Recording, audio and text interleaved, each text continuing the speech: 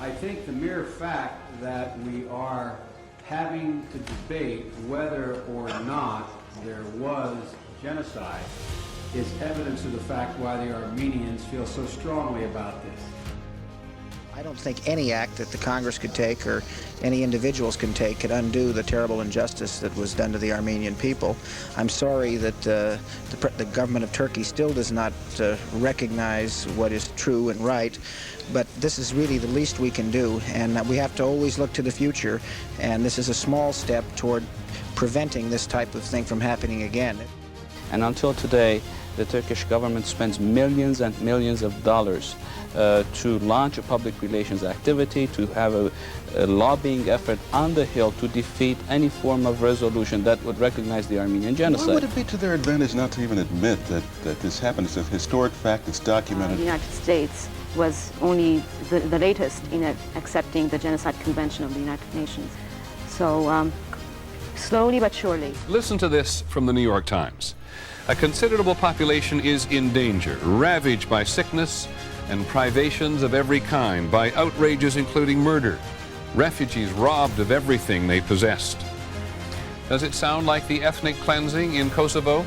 Actually, it's from an article 84 years ago about the forgotten genocide. But I think now it's time for Congress to take action. This resolution focuses singularly on the United States record of the Armenian genocide. Our national archives are filled with thousands of pages documenting the premeditated extermination of the Armenian people. We cannot provide genocide denial as one of the perks of friendship with the United States.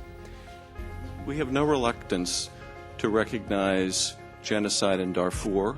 We have no reluctance to talk about the Cambodian genocide or the Rwandan genocide or the Holocaust. Why is it only this genocide? Is it because Turkey is a strong ally? Is that an ethical or moral reason to ignore the murder of 1.5 million people? Has come after 92 years to call a spade a spade. House Resolution 106 on the affirmation of the United States record on the Armenian genocide should be adopted by this Congress. For those of you who aren't aware, there was a genocide that did take place against the Armenian people. I have great regret that we did not manage to go all the way to full recognition in the way that we had promised. But ultimately, today is the day for us to cast our eyes upon the future. To cast our eyes upon the future, our future. The future we will earn for ourselves. The future that remains unwritten. There are many chapters in our history. Many chapters in our history, but none more important than the chapters yet to be written. For 100 years, we've been told to let go. We've been told to forget the past, to move on. We've been told that justice is a pipe dream. Mr. Speaker, I rise in strong support of H.Res. 296, which I introduced along with Representative Bill Rackus to recognize and commemorate the Armenian genocide.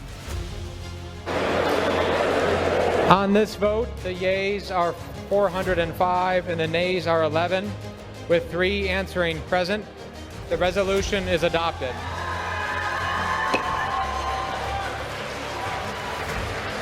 Without objection, the motion to reconsider is laid on the table.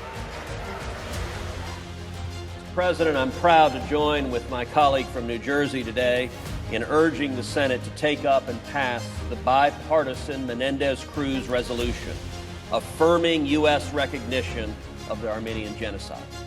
The Senate has just passed a resolution that formally recognizes the Armenian genocide. I am thankful that this resolution has passed at a time in which there are still survivors of the genocide. I hope the President will keep his commitment to recognize the Armenian genocide. It's time for the President of the United States to do what the rest of the Congress of the United States as representatives of the American people, which is to recognize the genocide. The word genocide is significant because genocide is not a problem of the past, and it is a danger today in Artsakh, where Turkey assisted Azerbaijan in making war on the Armenians again, and in so doing, threaten another potential genocide. From the ethnic cleansing campaign removing Armenian civilians from their ancestral homeland in Artsakh. Azerbaijan has attacked Armenians with the assistance of Turkey. Given the history of Armenians and Turkey and the genocide, the records of human rights violations, it is time to cut and impose sanctions on these countries. We will fight for the truth, but not simply in the name of truth. Truth in the service of justice.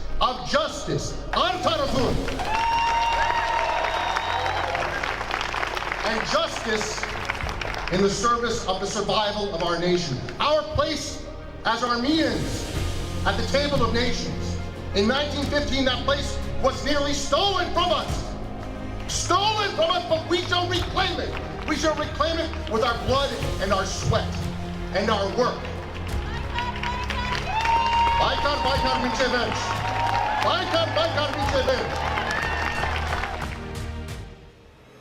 And breaking news out of Washington, D.C., President Biden today became the first U.S. president to formally acknowledge the killing of more than 1 million Armenians by Ottoman Turks more than a century ago as being a genocide.